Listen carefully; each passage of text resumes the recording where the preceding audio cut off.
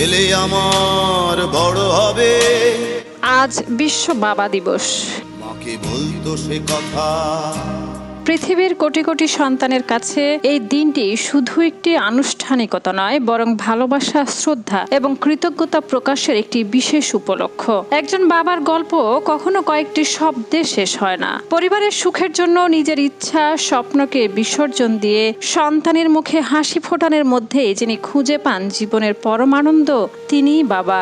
দিনভর কঠোর পরিশ্রমের পরও পরিবারের দায়িত্ব পালন থেকে যিনি কখনো পিছিয়ে যান না, তিনিই একজন বাবা। হয়তো তিনি খুব বেশি আবেগ প্রকাশ করেন না, মুখে বারবার ভালোবাসি বলেন না, কিন্তু সন্তানের সামান্য কষ্টেও যার হৃদয় ব্যথিত হয়, সেই মানুষটি বাবা।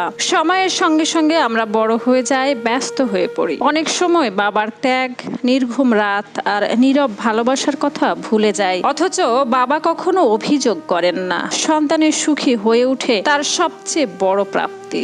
আজ বাবা দিবসে যাদের বাবা পাশে আছেন তাদের জন্য ভালোবাসা প্রকাশের এটাই উপযুক্ত সময়। একটি আলিঙ্গন, একটি ফোন কল কিংবা শুধু একটি বাক্য, বাবা তোমাকে নিয়ে আমি গর্বিত, তোমাকে অনেক ভালোবাসি, হয়তো একজন বাবার জন্য সবচেয়ে বড় উপহার। আর যাদের বাবা আজ আমাদের মাঝে নেই, তাদের স্মৃতির প্রতি জানায় গভীর শ্রদ্ধা ও ভালোবাসা। কারণ বাবারা হয়তো একদিন পৃথিবী ছেড়ে চলে যান, কিন্তু তাদের ভালোবাসা, ত্যাগ আর আদর্শ চিরকাল বেঁচে থাকে সন্তানের হৃদয়ে।